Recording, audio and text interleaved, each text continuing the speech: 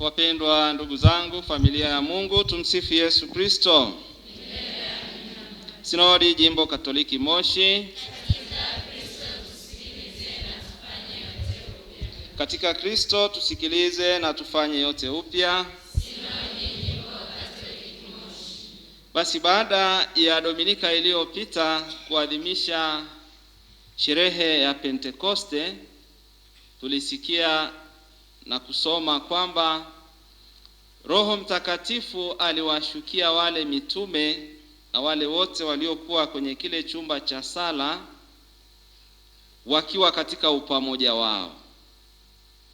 Na pale tukatafakarishwa au kujifunza kwamba asili ya Roho Mtakatifu ni kuunganisha. Ndio maana hakuwashukia kila mmoja akiwa kwenye kazi yake, labda sokoni, kwenye biashara, shambani na kadhalika. Upamoja wao pengine ulifanya Mwenyezi Mungu atume Roho wake katikati yao, azidi kuunganisha hiyo nia yao ya kuwa pamoja. Na leo tunapokuwa katika sherehe ya Utatu Mtakatifu, tunapewa mfano halisi wa huo umoja. Hizi nafsi tatu, Mungu Baba, Mungu Mwana, Mungu Roho Mtakatifu, walivyoshikamana katika kumkomboa mwanadamu kutoka utumwa wa dhambi na mauti. Kwa mfano huo hai tunapoupata kwa Mungu mwenyewe, unaimarisha kile ambacho tulitafakari na kujifunza katika sherehe ile ya Pentekoste. Basi ndugu zangu, leo tunapotafakari hili fumbo kubwa la Utatu Mtakatifu, tunajua katika kanisa yako mafumbo kadha wa kadha ambayo tulijifunza kwamba hatuwezi kuyaelewa barabara kwa akili zetu, bali tunahitaji imani, tunahitaji neema ya Mungu ya kutufumbulia kuweza kuyaelewa mafumbo haya.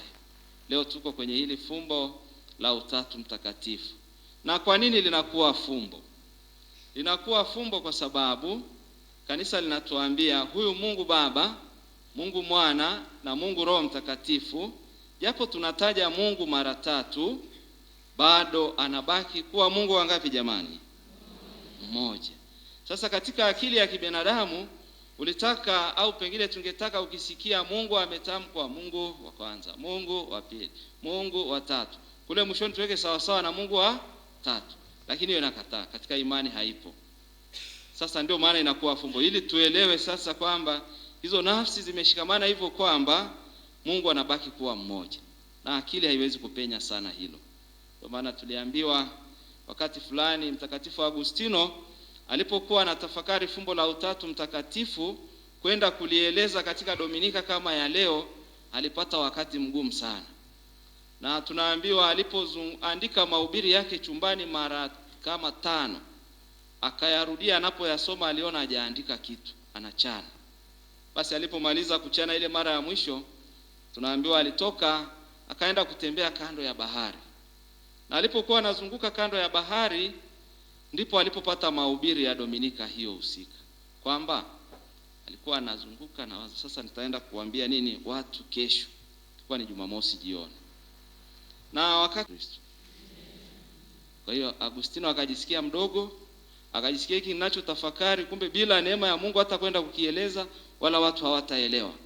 Kwa Agustino akapata mahubiri yake, akasema kumbe sipaswi kuumiza akili yangu kiasi kikubwa sana, napaswa kueleza tu kile kidogo ninachokijua kinachohusu Utatu Mtakatifu. Mengine watu wataangaziwa kwa uwezo wa Roho Mtakatifu. Na sisi ndugu zangu, leo ni hivyo hivyo. Tuko kwenye adhimisho hili la sherehe ya Utatu Mtakatifu. Pengine kama kuna mtu aliyekuwa amejipanga na tendo hili pengine limemsumbua kwa muda mrefu, akijua sasa leo anakuja kupata majibu kwamba ili fumbo likoje, aelewe kama hesabu, bado tunarudi hapo kwa Agustino kwamba bado litabaki kuwa fumbo.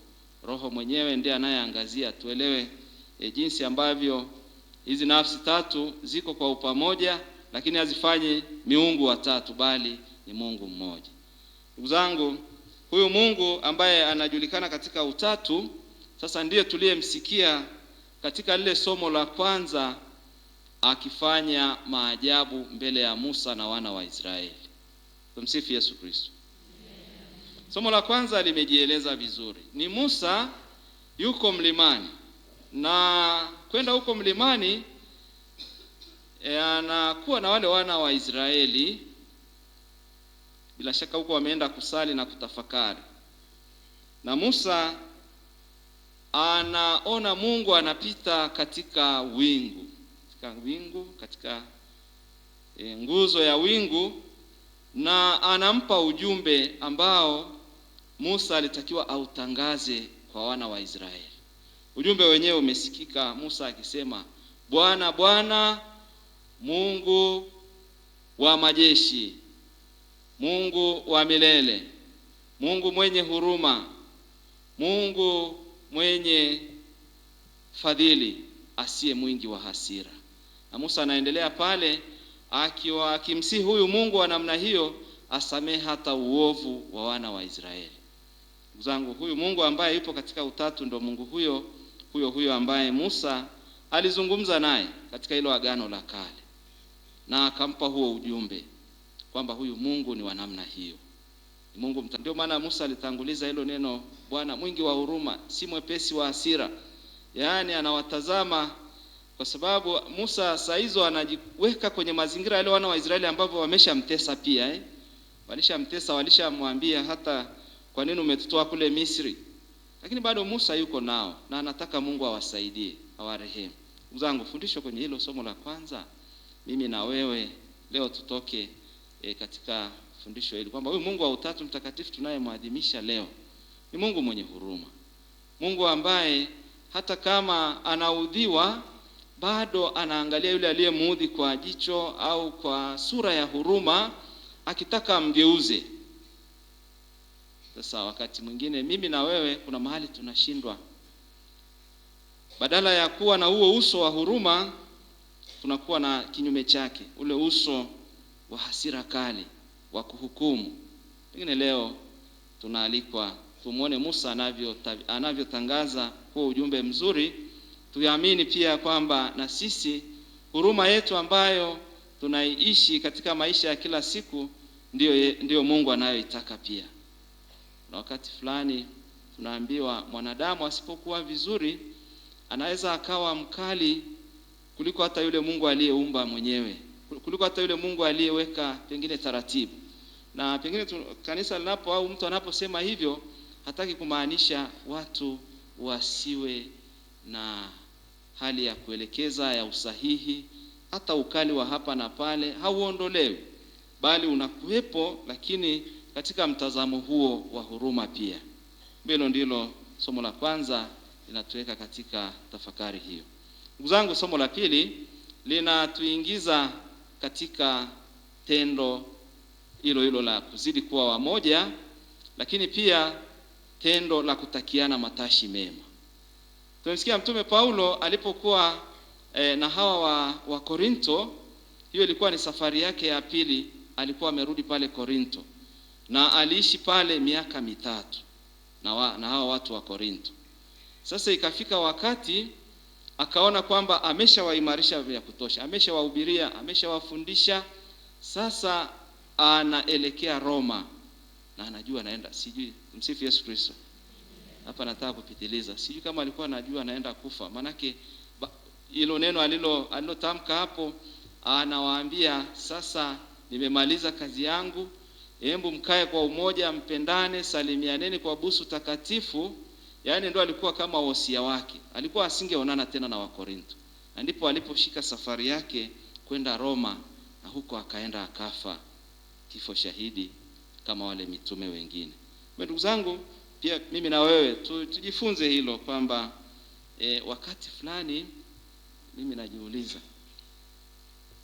ninapofikia mahali, pengine nipo mahali alafu naondoka. Sasa Paulo amekaa na hao Korinto kwa muda wa kutosha, miaka hiyo 3, anaondoka. Sasa ninawaachaje wale watu? Tumsifu Yesu Kristo. Mimi na wewe tumekaa maeneo mbalimbali, maeneo tofauti, na tumemaliza labda utume fulani, tukaenda utume mwingine na kadhalika. Sasa leo Paulo anataka kutuasa kwamba kwa kweli silika ya binadamu, yani usiondoke mahali ukaacha matashi mabaya. Na hata ndio maana wakati mwingine ukigundua hivyo, unaja ya kusali na kuomba pengine kufuta hayo, na hata tafuta namna ya kuweka mambo sawa sawa vizuri zaidi. Kumbe leo tujifunze hilo kwa mtume Paulo. Mungu wetu wa Utatu Mtakatifu ana hiyo hali pia, kwamba kuna kusamehe, kuna kuanza upya, kuna kurehemu, kama sababu binadamu si malaika, hapa na pale kuna kuhitilafiana. Kumbe leo tuombe hiyo neema, tuweze daima kila mara kuanza upya na mambo yaweze kwenda sawa sawa. Lakini ndugu zangu, somo la Injili linatuonyesha sasa katika hii sherehe ya Utatu Mtakatifu, jambo la kuzingatia ni kujitahidi kuamini. Kumwamini tu Mungu, kumwamini Yesu. Kwa sababu tunapozungumza habari ya Mungu mmoja katika nafsi tatu, hatuwezi kumuelewa vizuri.